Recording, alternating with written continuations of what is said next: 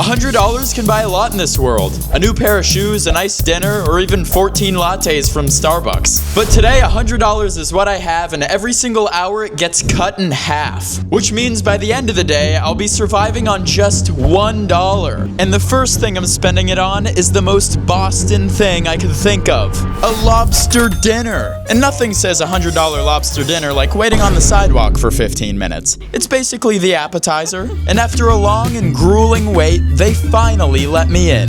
Cause if I'm gonna start with $100, I might as well live like a Boston millionaire. Even though $100 in Boston can barely get you a train ticket or parking. So when I got my lobster, the waiter could somehow sense that I don't typically order a full lobster. Maybe it's cause I asked if he had an extra pair of safety goggles. So he gave me a crash course on lobster surgery so I don't embarrass myself. So now, oh, you did it. You ripped off the claw. Okay. Oh yeah. You're good. Thank you. He knows I have no idea what I'm doing. And aside from me playing with my food like a toddler, yes, that's me wrestling a claw, I gotta say, this lobster is exquisite. Look at me, using SAT words to describe my enjoyment. But all good things must come to an end. And by end, I mean corn. Now it's time to pay, because nothing says good financial planning like blowing $100 on lobster than immediately wasting $50.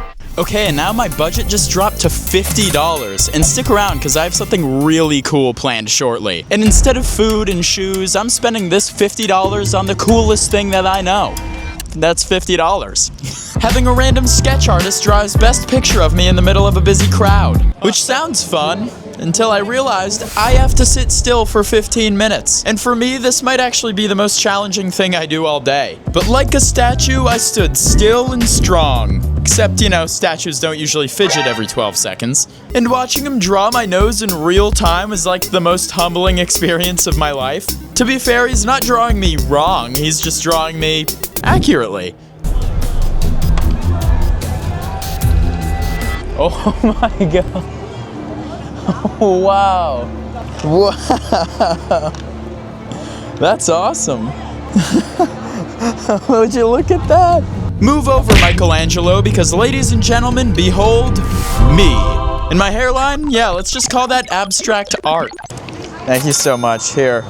Okay, that's it. $50 gone, and I'm carrying around this family heirloom now. Okay, we're on to hour 3, which means I'm actually really starting to run out of money. But luckily for you, we're about to go to one of the coolest places in Boston.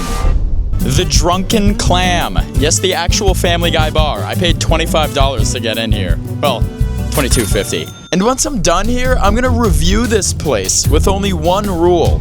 I have to give it 5 stars. Now, based on that giggity sign, this already might have been a bad idea. Welcome to your morning news. It's 7 a.m. and it is beautiful outside, and we're just gonna have a wonderful day filming today, so... Okay, besides my terrible impression of Tom Tucker, this place was actually a pretty fun way to spend 25 bucks. Not only do they have the classic Family Guy couch and living room, I'm in their living room. I'm in Peter's living room. This is great. But they also have Stewie's bedroom with all his gadgets. Ooh, bunch of... Oh, whoops, that's probably not supposed... And yes, even the creepy monkey in the closet. They also had this giant button that warned me not to press it. So obviously, I pressed it, just like every other person who's ever walked in here. The button did nothing, by the way. I was hoping it would summon Quagmire to come in here and say giggity for 30 minutes straight. But nope.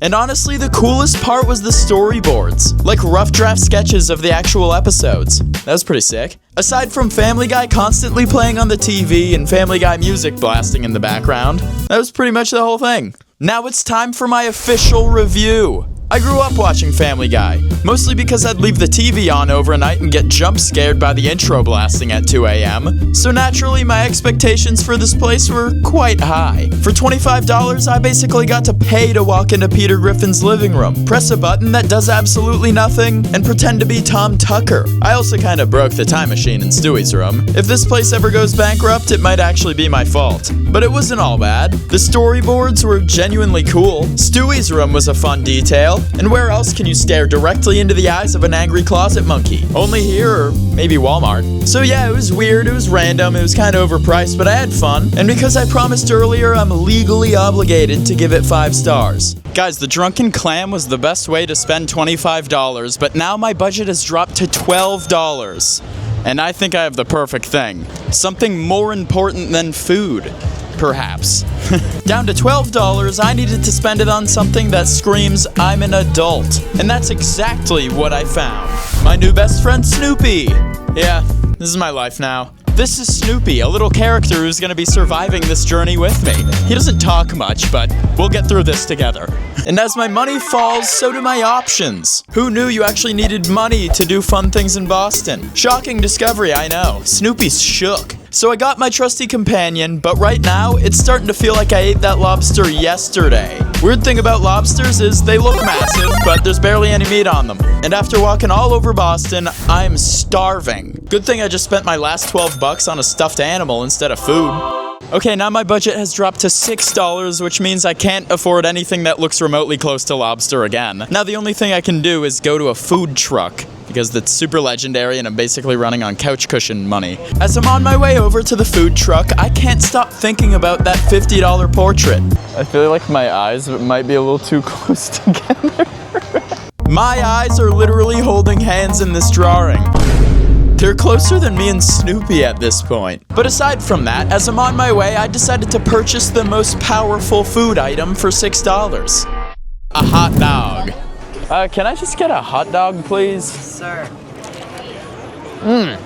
This is delicious, but Snoopy is not impressed. $6 gone, and now I'm pretty much broke in the most expensive city in the country. Okay, and now my budget is $3, which in Boston means that I can barely buy parking for 15 minutes. So instead of spending it on myself, I'm gonna go spend it on somebody else. But the real question is, what on earth do you buy for $3? That's such a tiny amount of money in today's world. Like, you can't even get a coffee for that anymore. Remember when things used to be cheaper? 50 cents for a gallon of gas, 10-cent haircuts? Yeah, me neither. Snoopy remembers, though. He's old like that. Which one do I go with? A sword. So with my last $3, I bought a balloon flower. My plan? Give it away to somebody and spread some joy. Easy, right? Except absolutely not. Would you like a balloon flower? Okay. Turns out handing out free balloon flowers in Boston is the fastest way to lose friends you never had. Just want to do something nice for $3. Would you like a balloon flower? What? Yeah? Say thank you very much. Thank you. Have a great day. Absolutely.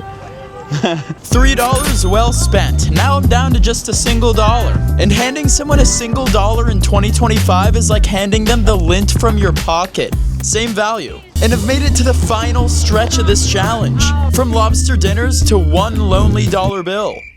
This basically has the same value as a receipt. Okay, I'm officially down to my last dollar, which means it's time to hunt for the cheapest vending machine I could find.